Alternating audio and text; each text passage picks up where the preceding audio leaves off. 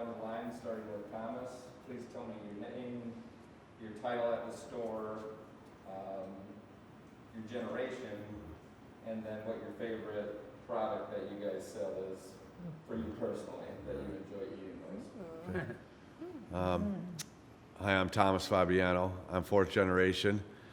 I am one of the owners of the Holland Peanut Store. My favorite product would be our homemade nut clusters, milk and dark chocolate. Hi, I'm Celeste.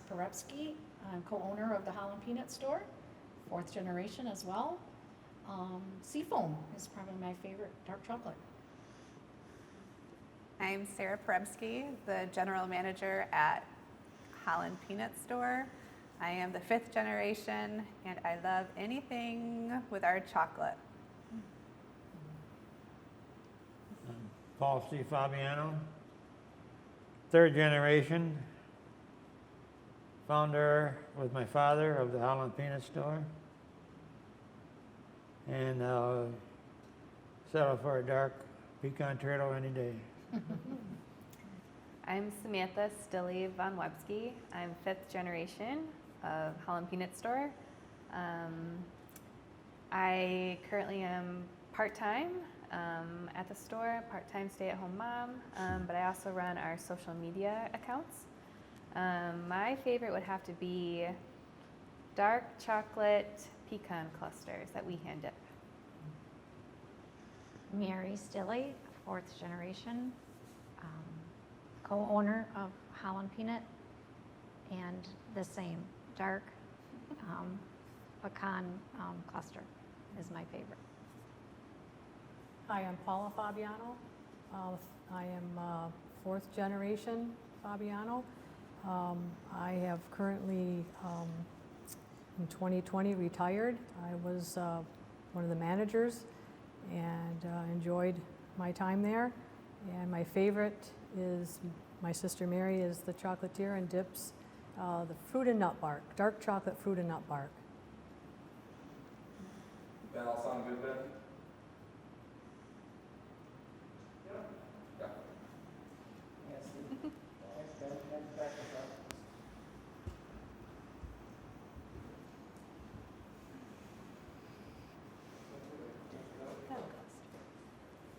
It's my go-to. Okay, so you guys all got to be kids in a candy store growing up. Is that as awesome as it sounds? It is awesome as it sounds, yes. Yeah. But we didn't have free will of the candy store. My parents were limited, you know. When we went there, we were able to have pick out one thing. And so that was great, but that's all we knew. So it was just our life.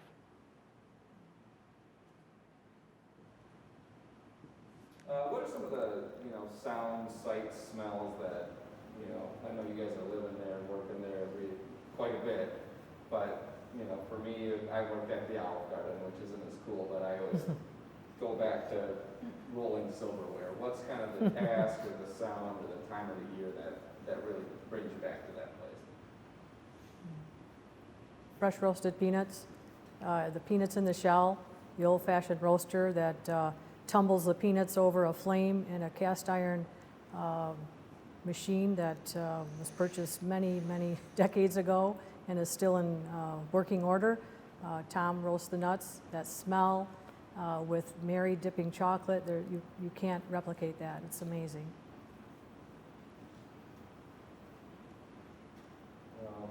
All right, so, and you guys can feel free to be conversational, so I'll just kind of prompt something and then just talk amongst yourselves about things as if all this gear and people aren't here staring at you. Yeah. But let's talk about 2020 to begin. What a crazy year, and as a very successful small business, we got to hear about a little bit about it from Sarah and Samantha, but could you guys talk about the challenges that this year's brought and how you guys have persevered?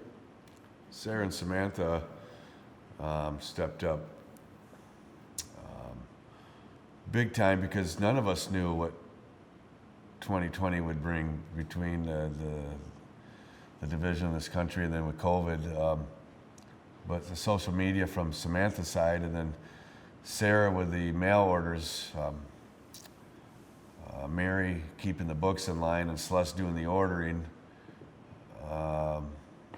Paula taking care of my 90-year-old father. So we all had a part in to keep the store operating without having a mental or a physical breakdown because we didn't know what to expect. We were scared, we were intimidated, but we kept our nose to the grindstone. But I think the fifth generation deserves most of the credit because they kept it going. Samantha, like I said, from the social side of it, and Sarah from the physical side of it. And then they were both raising their beautiful children in between that. Pretty much allowed us to be still operating in 2021. So it was a very, 2020 could have been really, really negative, but we turned it into a positive because we salvaged a pretty good year. What we had, even though the country was shut down, we were able to do curbside pickup like the restaurants and the other specialty shops. So that kept us afloat. Sammy would put on social media a couple deals that Sarah had orchestrated, and that helped us. People who were loyal customers were very kind to call and do curbside pickups. So that kept us afloat in a very difficult time. A lot of places like the restaurants were totally shut down. We felt grateful that at least we could salvage some of our product. Yeah, multiple packages every day being shipped out, Yes, multiple. yes. But 2020 started uniquely for us because we lost the matriarch in February on leap day, February 29th. Yeah. So right after we were able to give her the funeral, the going home ceremony that we wanted to, then we were shut down, so we were all separate. And then that was hard to maneuver on top of everything else. So I think it was multifaceted for us. Mary, that's a very good point because, our family being so close, we could not gather and commiserate the death of our mother. And then plus on top of that, then not even a month after that, then we had COVID to deal with. Yeah. So we were grieving, but then again, we had to rally with the COVID. They were in uncharted territory Right, for our family and then for the business. Right. precedented. Yeah. And do you guys credit each other? Do you credit the community? Could you just talk amongst each other about just? Absolutely, as Celeste said, the community rallied around us. They did. I mean, we were mailing out, and people that were the cottagers or the people that have visited our city in the past have remembered our store, and the locals were mailing out product to their children or to their grandchildren or to their parents. It was around Easter. And then the locals were they were making sure that we were going to be around because they were knocking on the back door, knocking on the front door, calling our cell phones, calling our 2 lines that we have at the store. Our store really isn't set up for COVID. We have 2 lines. I mean, that's fancy for us. But we were very grateful how the city really showed me another side of that they do take care of, as we do, where we shop small, we shop local, we like supporting the local businesses because that's what keeps this city so great. And I'm sorry, I should have told you guys before we started, feel free to kind of speak to each other rather than stare at Right, the- yes, the okay. lens. So, Yeah, okay. I apologize for not saying that earlier. Thank you. So just kind of moving forward, can you guys just talk about the relationship with the customers, with other small businesses, and how that all works? During 2020, At any point in the store's history, It's- just the relationship between the people. it's all about relationships for us. We when you come into our store, we get talking to you and we ask your name and we get to know your kids, and then your kids grow up and they go off to school or they get married, or we just remember everybody, and people come in there for the comfort. They come in for the fellowship, so to speak. I've heard that many a time, and then they say, we come in for the fellowship primarily, but Yeah. secondarily we come in for the candy now. And Yeah. so I think it's kind of a cheap therapy. It's affordable luxury candy, and so I feel like that. I miss, because I'm retired, I miss a lot of the people. A lot of people have said to me that we don't come in here just for the candy. Yeah. So that is really heartwarming to hear that. We know probably, now it's not so much, but growing up, my dad probably knew by name half of his customers. Just like when you go to DeBoer Bakery, or, you go any place that is a family-run business, if you frequent that store, they know you and they call you by name. And I think that's why we've been successful, because people like that. They crave that. I know I do when I go into an establishment and they know my name. I feel good about being there, about spending my hard-earned money there, and I think that's why people keep coming back. And I think that we care about the people that come in the store, Definitely. Totally. We want to be with them during, their challenges, and then we celebrate their successes, and Right. a lot of that comes with, purchasing of candy. Their weddings. Yep, their weddings and their high school open house graduations. Yep, very true. For baby showers and wedding showers. It's just really cool that we get to be a part of people's lives in a really detailed, loving way. And I think also, like during the recessions or hard times when people, when we had the recession back in the 2008, 2009, you could come into the store and you could purchase for a couple dollars a simple pleasure. And I think that's another reason that we are successful, because it's a specialty shop. And, for a couple bucks you can buy some chocolate, and let's face it, chocolate makes everything better. I think it's also important to note that you guys put a lot out into the community too. You give when you can. Very And much so there are people that are coming in and we're, in tune to what That's they're very initially true, coming Sam. into, and, caring about them. But we also, in return too, are putting things out into the community when we can. And we're a Very small true. family business, but you guys can speak more to that than I can, but. I believe that what Sammy's talking about is whenever any school or church asked for a donation of product, we were always there for that. And that is part of we don't really advertise per se. Our name is out there when we give to the community. All of the high schools, all of the churches, any nonprofit who needs something for their silent auction or anything, we are there for them. Obviously, last year was, unfortunately different, but now we're getting back on track with that. So I think that's important too, Sammy. I think that was a great point, yes.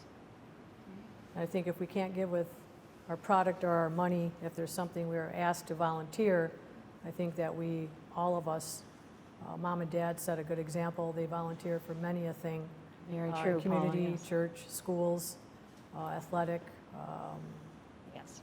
academics, they were encouraging, and so we did that. I don't have children, Mary and Celeste do, and they encourage their children, and now they're doing the same with their children. So giving back of your time and your treasures is important, I think, to us, and I think we all kind of Well walk said, that Paula. walk Yep. that talk. So believe that, yes.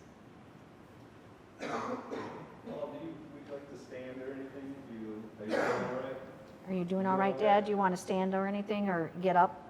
No, that's okay. You okay? Just let me know, because we got. Yeah, we plenty can of- stop. Yeah, we can stop whenever, You've Dad. been Thank you. here longer than anybody, so let me know if you need a break at all. All right, thank you. There have been a couple passing of the torch moments in the family. Patsy retired in 1952, and then Paul took over with Bill and Sam in 1998. The siblings, Celeste, Mary, Thomas, you guys took over. Does that come with some anxiety? Is there a pressure that comes with that, or do you feel pretty able and ready when that time comes? Yeah? Dad, do you want to answer that? Or anxiety? Well, when I first retired and the kids took over, I missed it. I helped them out, but I didn't interfere with their, if they asked me something, I was very happy to oblige them, but I didn't say you should do this or do that because I would be put in my place. In a kind way. Rightfully But, so. But I missed it, and I missed the meeting of the people. But at the same time, it was very relaxing to go home, and my wife and I wanted to go out for dinner. We didn't have to worry about the store being manned, and we wanted to. My wife was from Grand Ledge near Lansing. If we wanted to go there for a day or two, we felt free to go without worrying about the store. So it was a win-win situation. I think when you talk about anxiety being passed, we grew up in the store. So as far as anxiety, I mean, if you were able, you were working. So as far as the torches being passed, we all knew what we were getting into because we grew up in the business. So that was, you know, of course, when you're an owner, you have, as Mary and Tom and Paul can attest to, that there are behind the scene things that, you know, but as far as knowing the business and anxiety, there wasn't a lot of that for me. I don't know about anybody else, but because you were so used to the store, you know, we had, even though we all did different things, we grew up with that and we worked there and we put our time in. So we knew what we were getting into, so to speak. But I think each generation had something different. Like Dad went Yes. from, when Grandpa retired, the two eldest boys took over his business. And then in 1954, you were sole proprietor. Do you felt like did you feel more anxious because you were doing it alone? Do you know what I'm saying? But you had your sister's dad and you, I Well, mean, my sisters relieved helped. me, and Grandpa. and Grandpa, my dad. The retail is long hours, especially when you're open nights. Years ago, we were open on Sundays, and shortly after we moved the peanut store from River Avenue to A Street in 60, my wife Esther and I decided to close on Sundays to spend more time with family. It's the best thing we ever did. We were able to put more effort into the business in 6 days a week than 7. We didn't have nothing to look forward to. It was open 7 days a week. Very true. Because some people say, oh, why aren't you open on Sundays? You could be, you know, busy. Well, there's also a day where none of us have to worry about the store. It is a day of rest with family, you know, church, whatever you want to do. So that day was set aside for a day of peace of mind. Because even if you're not working, if the store is open, you're constantly thinking about it. Right. And so, as Dad alluded to, that is why we took Sundays off. But in 1998, it went from a sole proprietorship to an LLC. So then you had, Right. you know, Paula managing and the three of us. So there was anxiety with seeing how we were all going to make a living as opposed to Very true. one family. So now we had 4 families. So for me, being the bookkeeper, there was anxiety with, are we going to be That okay? It's very, Even yes, Celeste great and I point. had our husbands, Tom, you know, there was just anxiety with that. Right. And then, not that we didn't know each other's personalities, but then there was anxiety with, there was 4 of us coming to work every single day. So I think that played into, That is an anxious Because you- part of it, yeah, as because any you went as from- any working with any family, like On the Mary same- said. Point, That yeah. is great, yes, that's a On great the same point. topic, I'm on, what yeah. Mary just said, I agree with her 100%. But then you flip it back to Dad. When I wanted to go away for one night, or you guys wanted to take your kids on spring break, having 1, 2, 3, 4 people involved instead of one, it was a much easier yes. Yes, way of transition, escaping. yes. My father and my mom raised 4 kids on that store, and when we talk about his sisters, they relieved him on a Saturday night or a Friday night, but they weren't there day in and day out. You know, for me to leave and go golfing, or for Mary to leave with her family, or Celeste or Paula, there was no anxiety on that end of it because We always had each other's back. the joke is the store ran better when I left. I mean, it was such a relief. You know, my father and mom did such a great job. They taught us about hard work, but the store was, they raised 4 kids on that store. And so and when Mary said financially, you know, they had their husbands, but still trying to create paychecks for 4 full-time people. And that goes to credit where downtown has come from the early days to today. What are some of the things you admire most about the early days of the history of the store that you guys have learned, the challenges, because it's kind of gotten easier for you guys, it's been said through the generations, but can you talk about an Italian-American family moving to an area that was predominantly Dutch and starting with some banana wagons and just, can you guys talk to each other about I can only speak from 1962 on, that's when I was born.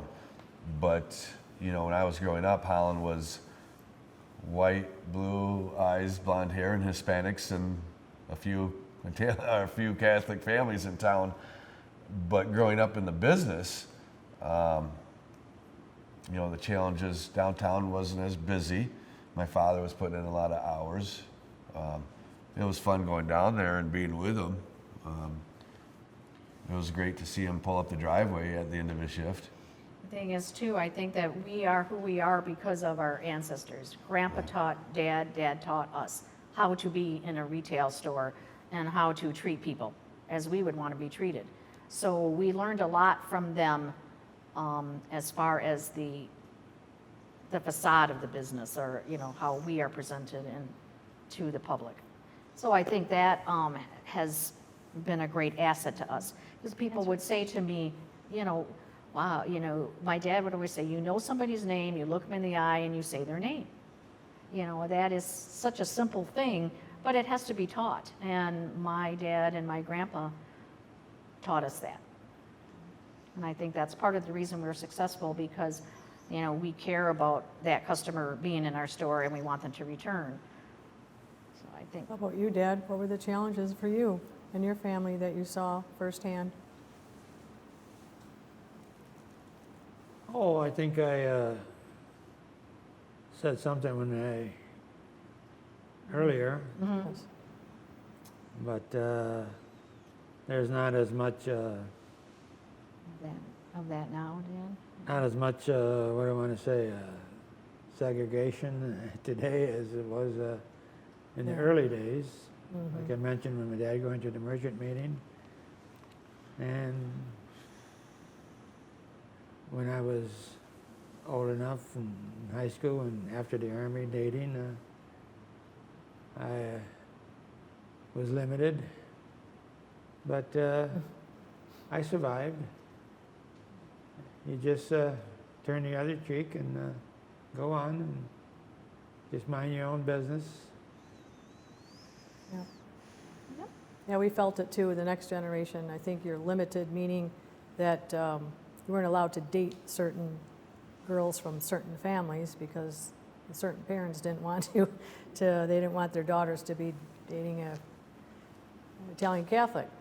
And I think our generation, I can speak for myself, we weren't allowed to play with a couple families from across the street because we went to a different church.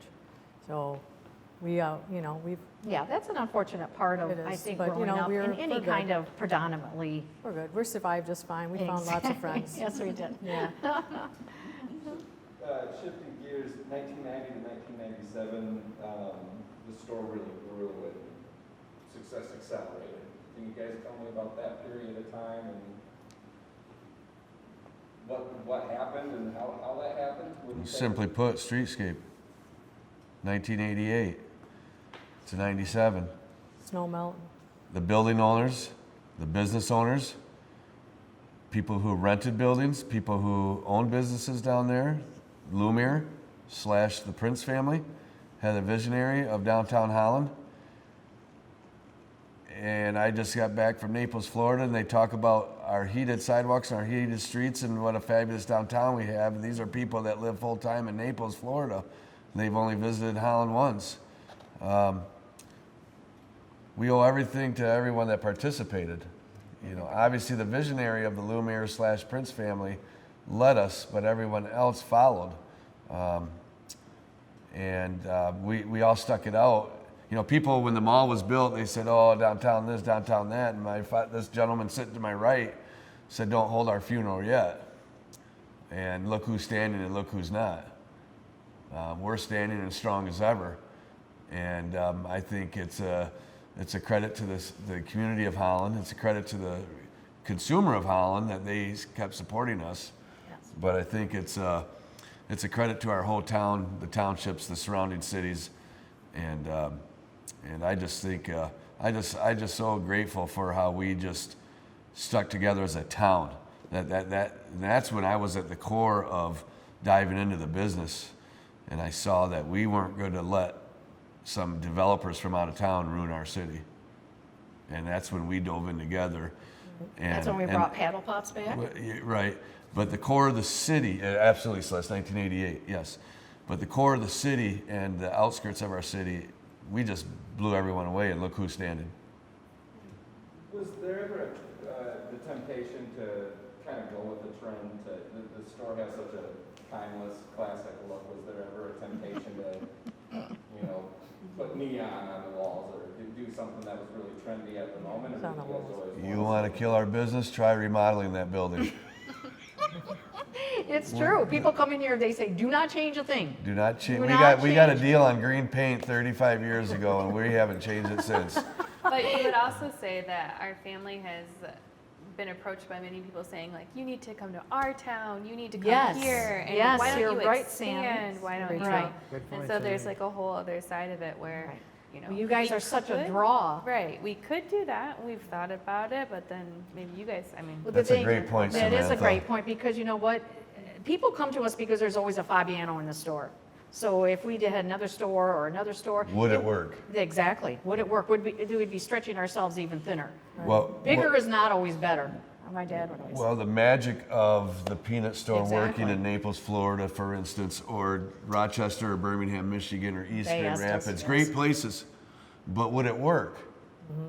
Is Paula going to live there? Is Mary going to live there? But yet the continuity and the camaraderie of our family business isn't going to be able to travel because we can't be in 7 places at once. So there, I just think that we have a niche. We were born and bred to be here. I always tell people, if you don't like it, go ahead and leave, but I'm staying for now. So, but Samantha had a great point. We can always go bigger, but bigger always doesn't equal better. Yeah, imitation's the best form of flattery. Right. A lot of people want what we have. And it's not just, streetscape and everything, is snow melt is phenomenal. That I give a lot of gratitude to those who put the vision and the money there. But it's the families and also the families and the businesses that stuck with it. When we had sand and plywood on the streets in 1988, the summer, it was like the old West, and Yeah, it was not good. it wasn't. It was Sidewalk kinda like sales were in the back. We thought that tumbleweeds were going to go down the street because it was barren. However, we all had faith. The Tiermans, the Vogelzangs, the Hungerinks at Reader's World, the Cobus. the Locker Cobuses, Ruggers, yeah. the Cobuses, Vandepools at Superior Sports Store. There are a lot more that I can Ditches mention at them Model Drug. that they really stuck with it. They had faith as well, and their customers had faith, and people chose to continue to keep us going. And that was encouraging, and it was, it brought us to tears That's a that we great were point, really Paula. grateful. Yeah, that's a And we also had a faith in our family. We never looked back. We never doubted it. We never did. And I think that's. Even though it was hard, we knew there that was sometimes you got to times. go through bad to And get to cities good. come and you can see the downtown people scurrying around with these people from another city. They want to know, how are you, what's bringing you success? You know, it's not just the buildings, it's not just, it's the family, it's the customer service. Our family has been asked many times to do customer service, you know, seminars. You know, I think we should get into that, but it's just a golden rule. It's, in my opinion, it's the golden rule. You treat a other couple people the thing- way you want to be treated, period. That's right. There's a couple of things I'd like to add to Paula's great comment when it was boarded up and saying we had our sidewalk sales. The people that were on the north side of the road, their sidewalk sale was on 7th Street. The people that were on the south side of the road, our sidewalk sales were on 9th Street. That was And we tough. still kept plugging, And another thing what Paula said about customer service and what makes our niche, go to a store and see if anyone's counting back change today. These kids that come work for us, they kind of look at us like, well, just hand them a receipt and slap their change in their hand. And we explain to them that counting back change is basically math backwards. We will never, ever stop counting back change. And that's just a small little piece of what Yeah. keeps, Lost art. it's a lost art. On that note, with talking about employees, you guys in 2017 had a big 115-year celebration. I think someone said at the Sweet Success presentation that it was really rewarding to see old friends and old coworkers come back. So you guys just talk to each other about how the family extends beyond you guys. I like those two young ladies because they did such a phenomenal job organizing that. They were the main, they were the people that got that going. So I'm going to let Samantha and Sarah comment. Oh, goodness. Well, I think that event came about because, we are approaching a milestone year.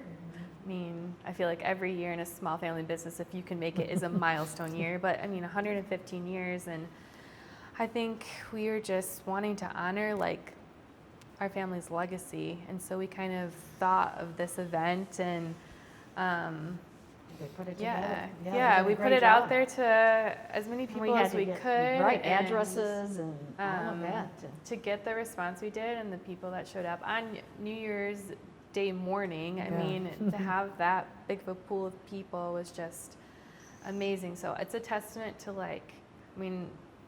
you guys for the relationships like you've built so far, and that people were willing to be like, this is kind of a holiday morning, but I want to come back and be with you. And some people traveled in for it. Yeah. And did, it was yes, they just, it's how you guys have treated your staff, and you won't toot your own horn, so I'm going to do it, but you treat, everyone like their family, and it shows. It shows in people's willingness to share, continue to share like their lives with us, and to forge like this great connection. And yeah, there's people living all over the country right now that we stay in touch with, and it's a beautiful thing. So Yeah, in Spain, Carly. go ahead. I think that once you work for a family business, as we have, and being Italian, my mom taught us that, you're just are one of us now.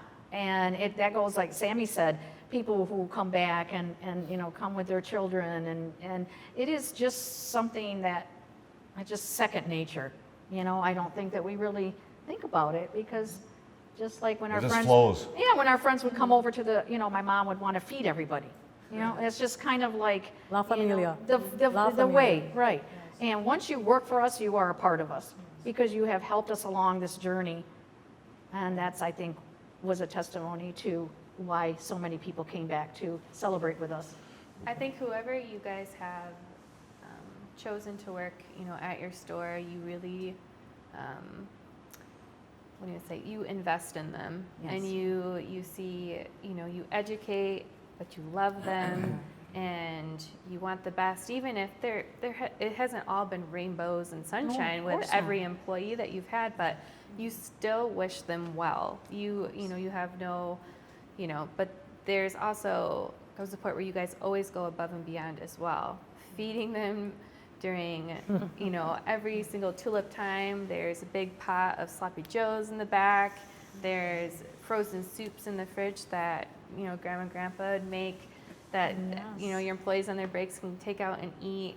The benefits for working for you guys are just astronomical. All the coffees in the morning that you provide. I mean, you guys just always go above and beyond, and, who wouldn't feel like loved being a staff member of you guys. But I who think genuinely care. that's such a great point, Sammy, and I think that a lot of people, they want to work for us because, you know, they hear about this kind of thing, you know? I mean, we have the best employees.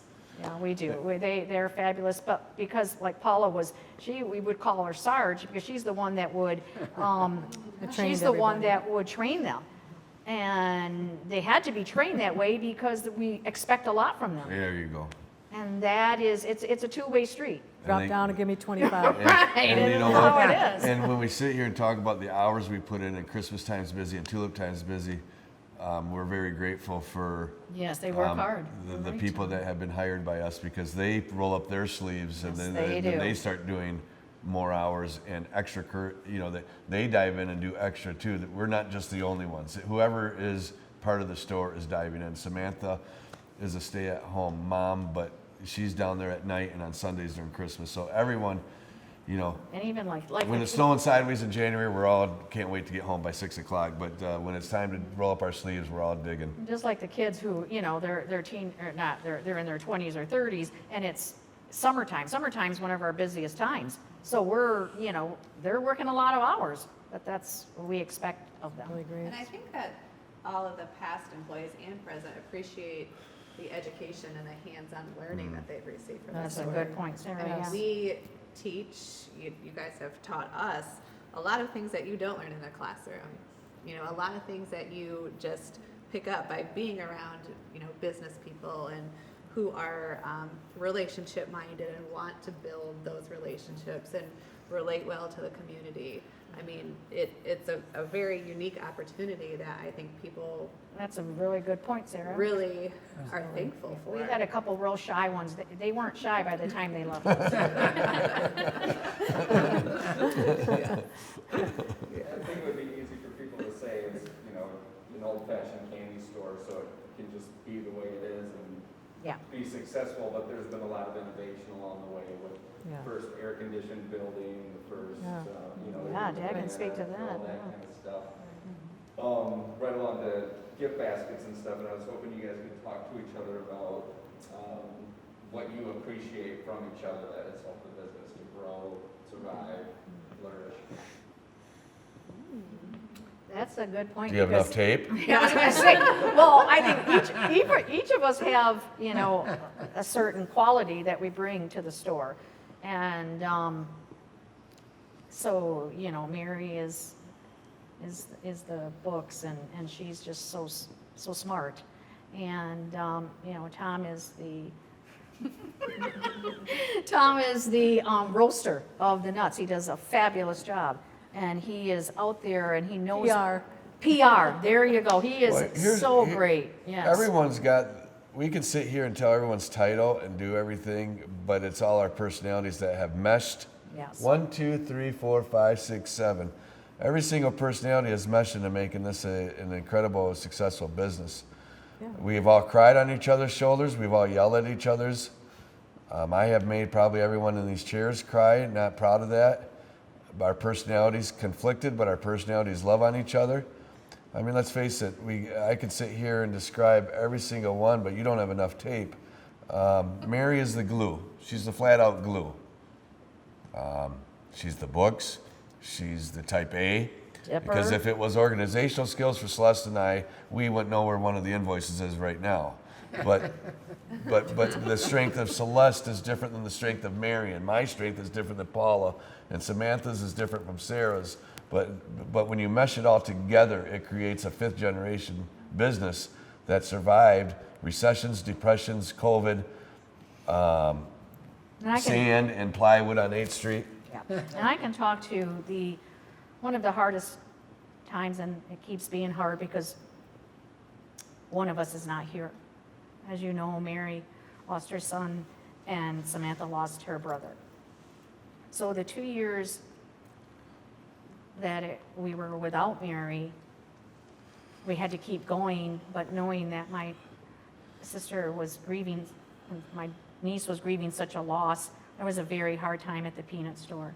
You know, Very. unfortunately, you know, we give of ourselves, and we actually had somebody say to us, you know, you got to be careful of but you guys are so sad. Well, you take the good with the bad, people. We're hurting. And if we're going to be sad at the store and we're going to be, I wear all my emotions on my sleeve. So I tried every day to, to carry on, but knowing that our family was going through literally hell. That was a very hard time for the peanut store in 2011. But then as the time went on, with Mary and Samantha grieving, they didn't miss a beat. I didn't pick up one book. I didn't do one report. I didn't do one. And it's I didn't do sometimes- one unemployment or income tax or anything. But it's sad She did that it. she at had to the- do that. She did it at her desk at home, but yet she kept grinding for the family. She kept grinding for the store. Samantha came down, and after hours or before hours or during hours would come and dip and take over her mom's responsibility of making the chocolate. I mean, so what it is, it's a mesh. There we go. Now, what Celeste brought up, it's another mesh. Everyone dove in, and Mary and Samantha didn't. Yes, were they grieving? I don't know what they grieved. I can only tell you what I grieved. But they rolled up their sleeves after a certain amount of time and said, we need to do this. And because we get a lot of credit for being at the store every day, but they deserve more credit. We're grateful. Mary, you want to say anything, or? No, I don't think so. Okay. Do you guys think there could ever be another peanut store? Could this happen in America again? Could be another peanut store. Could a business start and persevere and make it 115 plus years in today's? Do you know that 115 years is like single-digit %? 119. I mean, for a business, no matter what it is, A fifth manufacturing, generation. a fifth generation, manufacturing, retail, whatever it is, only about 2 to 3% make it to 5 generations. So I think that you've answered your own question, that it is possible, but it's a long shot. So yeah, right? I think that is a huge, What do you guys think? I think, like Aunt Celeste was saying, that having a business establish itself now to last 115 years from like this point on is a long shot. I think that I don't know, I just possible. think that people aren't built like they used to be, and there's a lot of changing landscape, and that's a testament to Grandpa and the generations before him of like perseverance, resilience, and hard work. I personally just don't see that like happening.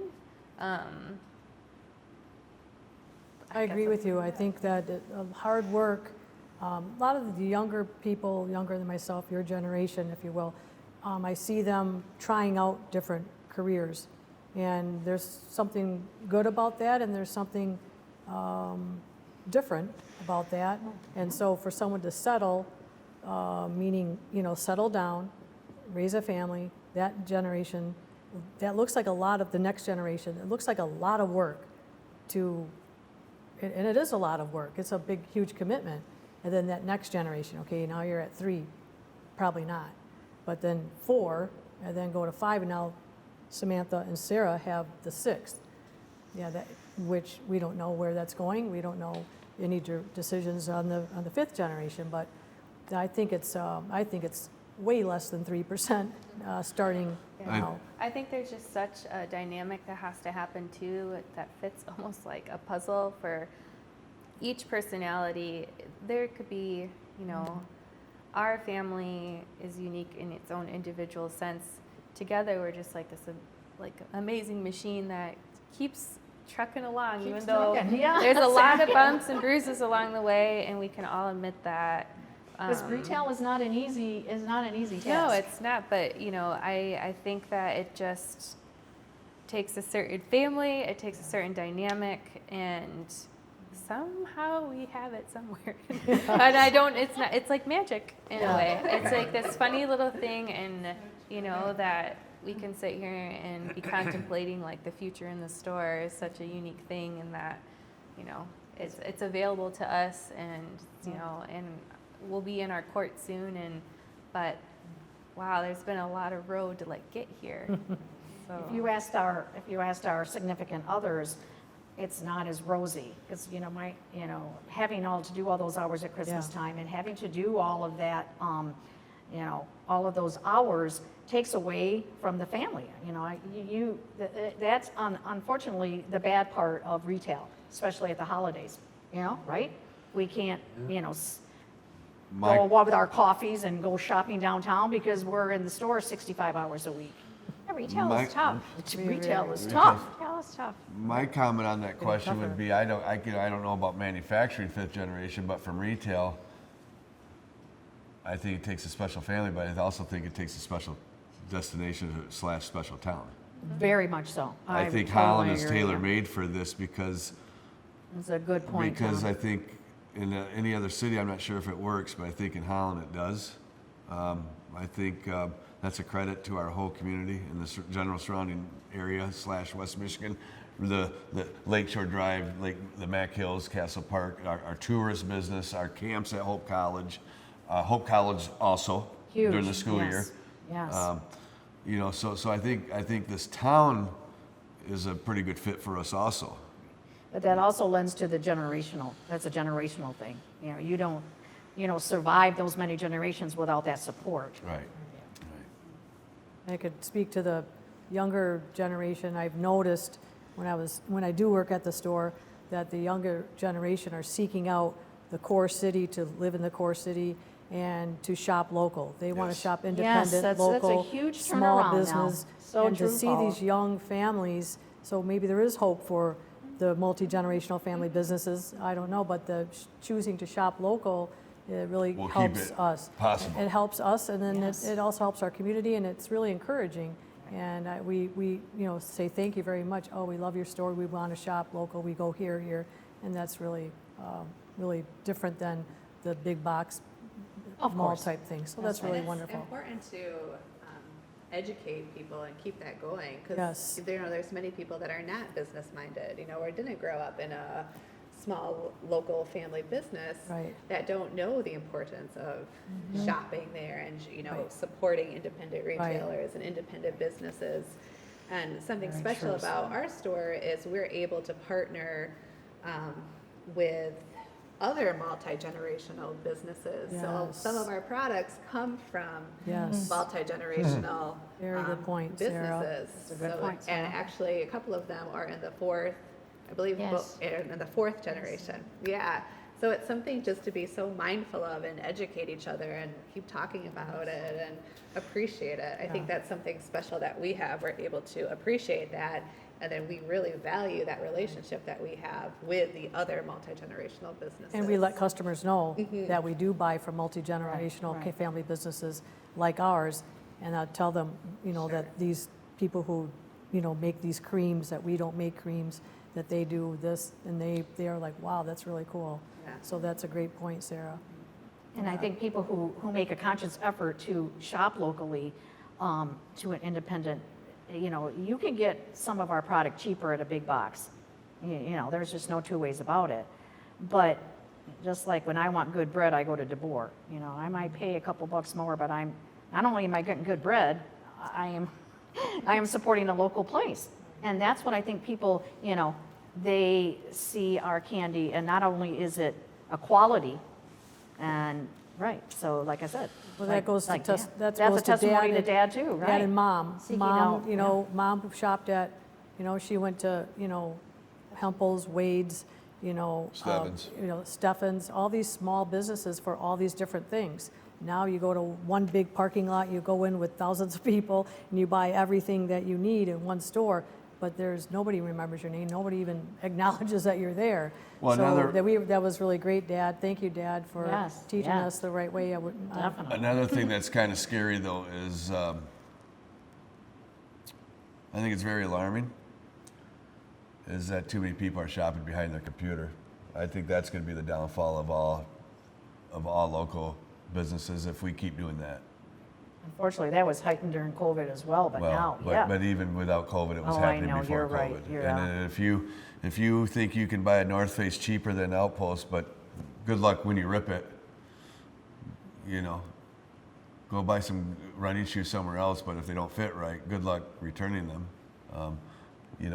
I would much rather, myself personally, I'm only speaking on a personal level, I would much rather buy my North Face from the Mosier family, and I would much rather buy my running shoes from Gazelle. And if everyone took that attitude, then downtown / peanut store / Superior / Tierman's has a better chance of surviving. Good point. People can be mindful too of, you know, there are small businesses and independent retailers that have websites. So maybe if you don't want to go out, or, you know, you have to buy something in a hurry, I mean, you can also look forward and try to do the same through like new technology and new sources. Yes, and like I always tell people, that's up to the next generation. For us, but Yes. many people, you know, you can Yes. Yes, support for local sure. online also, but Yeah, yeah. But what Tom was saying was like, you know, the it's bigger the bigger yeah, places. definitely. Right. What's that, Dad? What was that? Oh, I'm sorry. No. I think Dad said something. I'm sorry. Did you say something? Oh, okay. No, I understand. Did you have anything you wanted to ask? That's a good question, Dad? Ricky. Yeah. Dad? But then, Why did paddle pops go away in the first place? So we had them, and then there was, Yeah, we didn't? Dad for- talked. well, the Fabiano Soda Bar was the originator of the Paddle Pops. 1978. They had them. We were in business, and we didn't want to go in direct competition with my brothers. Once they closed their store, and once Tom came with me, Tom deserves all the credit for bringing them back. That's the younger generation, got more oomph than the old man. But And they have more oomph than us. he did a heck of a job organizing it and bringing it back. And for a while there, between the closing of the Fabiano Soda Bar and when I was alone without Tom, we didn't have Paddle Pops. But once Tom came with me, Tom brought them back. What year was that?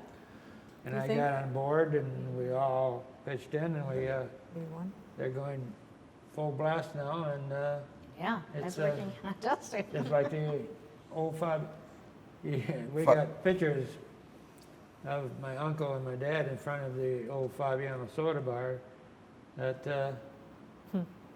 they used to print on the windows. And they had Paddle Pops, nutty Paddle Pops, 5 cents. I mean, if you got the stuff for nothing, what can you make? Fabiano's closed in 78 or 79, Dad? 79, Tom. I joined my father full time in 81. And then, of course, then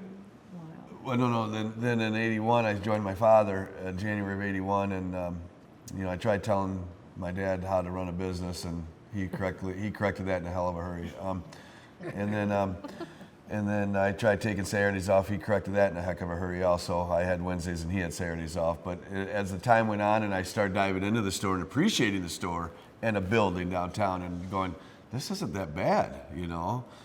And then I talked to Dad about it, and he was a big supporter of it. And he's like, okay, we gotta go shop for freezers. We gotta get the ice cream, because in the old days we used to make our own ice cream because we had walk-in freezers. And then, so we had to work out of chest freezers. But my father helped me. He was very kind by telling me I get a lot of the credit, but he guided me, and it was just another avenue. And we're still selling tons of them, even with the yogurt shops and ice cream shops downtown. And we like those shops downtown because they're creating traffic, you know. But every ice cream cone or every yogurt that's sold downtown is one less Paddle Pop I'm selling, but it's creating traffic. And traffic in retail equals success. And but the Paddle Pops was a fun time. We've had people from my uncle, my dad's brothers, who helped, and you know, I tried telling Dad how to do it, and he corrected that in a hurry also. And but we made a lot of Paddle Pops since 1988 to today, and now it's we all help each other. But Mary's retired husband helps me a lot, and you know, he tries telling me how to do them now, and he's a kind of an engineer guy, so I do listen to him.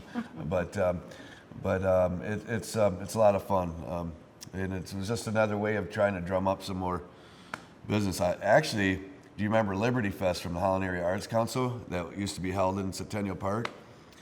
That's when they really took off. I think that was the summer of '88 or '89. And we were making them, but not enough, a lot of people knew them. But then a lot of people were walking the park, and that's when they really, really took off because every other person was carrying one down 8th Street, and that's when summer of '88 and '89 they took off huge. Well, thanks for bringing it back. Yeah. Yeah. On that note too, there's a lot of, you know, you have the original peanut case, there's a lot of the signs, the original from '72.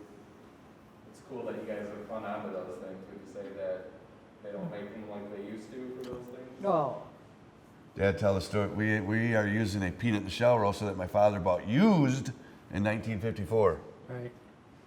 That's the And- big cast iron. and we're still they don't make them like that anymore. No, you probably And can't. the nut case, Dad can comment on that, Yeah. where he bought them, how much, or not how much, but were they used or new when we bought Well, my them? dad and I went to Chicago to buy the nut case where you display his cashews, pecans, peanuts, stuff. We had that special made. Oh, I didn't know that. It's got a heater on the bottom, but we found out that if you heat the cashews and pecans and stuff, say from 9 to 5 or 9 to 9, and shut it off and then open it again, kind of makes them rubbery, so we don't use the heat anymore. Yeah, there's But like they said, the peanuts in the shell roaster we bought used in '54, and it's still going today. We had the chocolate cases made in Grand Rapids, but the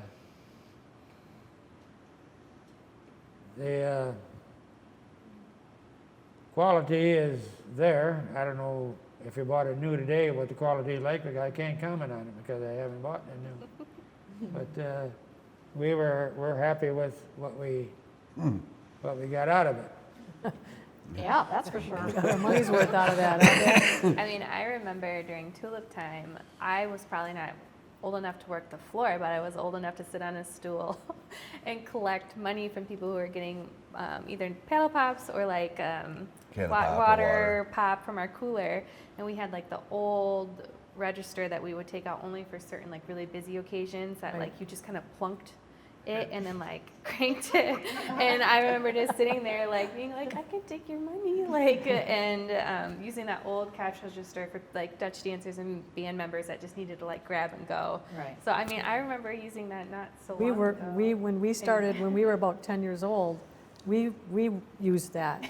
So we started when we were in grade schools, talk about, you know, when we were kids, what we remember, and that machine, when I see it, it brings, doesn't it, Mary? Does bring you right back? And Oh, yeah. that is so really great that, you know, Yeah, if the you had old-fashioned, a $25 sale, you'd have to da-da-da. 10, 10, 5. It was really kind of. even when we didn't want to work, we worked. Yeah, Oh, well, that goes without saying, yeah. right. But that taught us the work ethic. You know, when you're 13 and 15, it's like, oh God. But today I'm grateful.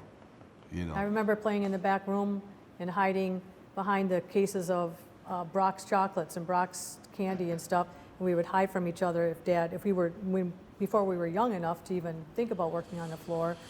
Zayden, Vivian, and Vincent's ages, and running around back there and hiding behind, and then try to find each other in the back room, in the storage room. You had to make your own fun. Absolutely, we had great imaginations and still do. Those are great memories. And we remember that, and then it's so awesome to see our kids do that now. Yeah. You know, it's, Yeah. Come on a Sunday at Christmas time. yeah. Yeah. Yep. The babies. Yes. That's a very special business. Is there anything we didn't prompt that you guys wanted to add? We're grateful for you having us today. Yeah, Yes, we're thank you. Thank you. Yeah. Yeah. Thank you. Thank you. Oh, extremely that's so grateful. It's nice. quite a gift for our family. Yes, and for it to be documented into the city where we have flourished is really wonderful. We thank you for that. Absolutely. It's going to be a treasure for future generations. So. Thank you. Thank you. Yes, thank you. We feel very honored. Yes, that we you- are honored to that be you here. even want to do that. It's Yeah. awesome. Yeah, I think it was Glenn that first came in. Do I have the name right? He asked me, I said, hold the fort. Here's my niece's numbers. So you contact Sarah or Samantha. I'm Oh, done. Oh, that's right. Yeah, that's how it all started. that's how it Glenn got came in one day and started. asked. I said, no, Yeah, Those we're two. on our committee. I said, they did the 115-year celebration. I can't even come close to that. Slide it right over to them. Yep. It's quite an honor. We need to keep the museum going. Yes, it's such a You special really- place. Yeah, you guys do a great Definitely. job. It's wonderful. Well, we feel, oh, that's so really wonderful. Thank you. Bring We the call kids. ourselves adopted Dutchmen. Yeah, adopted Dutchman, yes. I was just gonna say, I kind of am just curious for my own reasons. Like, do you guys have any like favorite memories of like this, growing up in the store, just like family time in the store, besides like it being all about like the business? Like, what are some of your favorite memories? Because it's like a second home to us. So, you know, do you have any like? This is the only reason I had friends. They knew my dad and mom owned a candy store. I mean, for me, the thing that comes to mind is like, okay, you know, not knowing anybody growing up as a kid, like your mom's down there at the store on a Sunday, so that's where we are. So, you know, my brother, Michael, my dad and I, and then everyone, you know, the whole extended family comes down.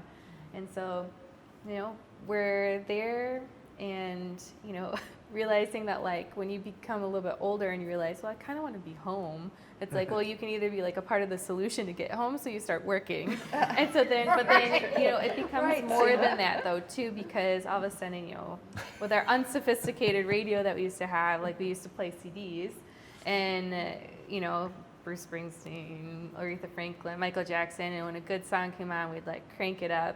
Oh, yeah. And then like we'd all just like at our posts or leave our posts and we'd start dancing and become this like big party, but our That's store is awesome. closed. Thank goodness it was, you know, happening on a Sunday because the downtown's closed. Wonder if people looked in. People I'm sure did see us go crazy. Right. But like those are my favorite memories. I mean, we That's a used to great have point, these like Samantha. old like tin cans for covers for some of our things, and we Yes. would take them and make them as like symbols down at the store. Like, you know, we like, you know, sometimes made like lemons into lemonade. Do you know what I mean? By being there all together, and you know, those are some of my favorite memories. And you know, remembering, you know, Yeah. playing as kids and Michael being there, and you know, it's just Precious. some What- very what- special times. That's a great memory, Sammy. One of my favorite memories is how the generations, maybe, I don't know if the right word is, they have it easier or they're not as harsh on them. Because when Sarah first joined us, and she was still in high school, and right before she was going to go off to Western Michigan, Grandpa took a scraper and a wet towel and said, Sarah, I'd like you to go around the store and scrape everything off the floor, like dirty spots that a mop couldn't get. And Sarah went, yeah, right. 3 minutes later, Grandpa's doing it. Well, Now, if he told one, Paula, Mary, Celeste, or I, and we laughed in his face, he would have sworn in Italian and said, no, you're going to do it. But see, that's that's the also that's the grandpa to the granddaughter There, relationship. I was just gonna say, It is as so a grand- awesome to see that, because I chuckle at it, but at the time I was almost mad at it, because it's like, I'd be wearing dentures if I said no to my dad, you know? Where Sarah's like, yeah, right. And she walked away and I think ate a candy bar and drank a Diet Coke. I mean, if I would have said no, I'd be wearing dentures today. And that's just the beauty of the here we are, 3 generations right here speaking on it. That's And like it's any- just a riot, you Right, know? yeah. That's the best part about it. That's a great memory for me That's a good one, Tom. that she could actually laugh at Grandpa and get away with it, you know, so. For the record, I truly thought that he was kidding. I really thought that he was kidding. I really did. what do you have? So Sarah, he had the scraper. That's what, he always walks around with a scraper and a wet towel. That's awesome. Good job, Sarah. I like that. Or Samantha didn't want to do the paddle pops anymore, right, Dad? Yeah, Oh, yeah, tell that one, Dad or Mary. Remember Well, this? he was there, I wasn't there. Samantha was what, 8 or 10 years old? Oh, We were Doing some things with the paddle pops. in the back room together, and all of a sudden I was alone. She was in the store. I says, Samantha, we're not done yet. She said, I don't want to do that no more. And guess what? She didn't have to. Guess it was either me or Mary or Paula or Celeste that had to. Yes, yes. As hard as they are, as creative as they are, as incredible with the 2021 technology, they got away with a lot more than we did. And usually grandkids do, though. Of course, Yeah. yes. Yeah. How many grandkids are in the family? Well, there's 5. Samantha and Michael has passed, and then Sarah, Jason, and Johnny, and then Sarah has a stepson and a son, 14 and 5, excuse me, and Samantha has 2 beautiful kids of her own also, and Vivian and Vincent and Zayden. So on That's Earth, there's, Samantha's husband, Mari. yeah. So there's four grandchildren on Earth, and then there's 3 great-grandchildren. And So do you hope that they eventually will take over the store? Is that an aspiration that parents, grandparents, and great-grandparents think? Yeah, well, that's a situation where we're almost at right now. But that is something that is, it's not an easy life, you know, you are not home a lot. I think- And Sarah can attest. Yeah, and the beauty of it is you don't have to. Like the kids, like we don't have to, the kids don't have to. Like our family is extremely supportive and you know, there's no pressure, you know. So if it continues to, 100 more years, I think it would be obviously amazing. But if that doesn't work, we're okay with that too. Yeah, Yeah. Sarah and I can attest to we don't feel any pressure to be like 5th generation owners that you guys have, you are prepping us for the good and the bad and some of the ugly, and that we kind of get to make an educated decision. And luckily we don't have to make one today, but we are having these conversations and we're feeling everything out. And so, I mean, I think is there's it more. sweet to think about our kids, I know, remaining in the store? Yes. And would that someday be an amazing thing? I Yes. think- But just having them there right now to experience it for however long we'll have it for is like, Yeah, Definitely. just take your time. I think everything that this family No went pressure. through has gone through, good and bad. We've had, the grief of Michael, and now we buried my mom, and I've put my family through a few things. But I think what we learned today is that we take one day at a time. Yeah. And I think we're going to be standing on Saturday when we close at 6, and then hopefully we'll be reopened next Monday. But never say never to anything. There's no pressure. If they don't take over, I love them just as much, if not more. I know that they are so more talented than I am. They're more educated than I am, Samantha and Sarah. That they have more avenues. Mary and Paula and Celeste they have their degrees in other things. I chose to come into the store because at the time I was not the most well-behaved 18, 19-year-old kid, and school was not for me. And my dad gave me options: go work for some of his buddies in the manufacturing world, or come work for him one Monday morning. I said, if you don't mind, I'll come work for you. And here it is 40 years later. I started working for my dad in January of '81, and it's really worked out well for me. But there was no pressure even on me. I think the pressure comes from the community, because people always say, please don't ever go, please don't ever leave. True. So I think the pressure is more from the community. Yeah. We love each other. The store will never get in the way of this family. And that might be a detriment to the community. And I do feel some pressure with that. I told this one guy the other day, I said, buy our building from us, will you? I'm kind of tired. He goes, oh, hell, I wouldn't buy that building. I'd be the outcast of the city, so,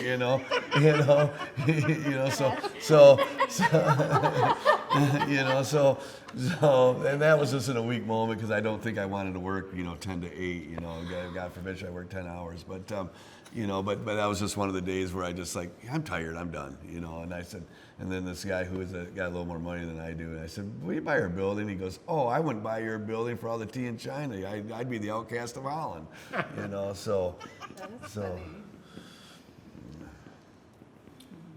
Anything else, my dears? We're good. All right, well, thanks everybody. everybody, and then just remember you're tethered to. Yes. Yes. Yes. I'm not getting up until I get unplugged.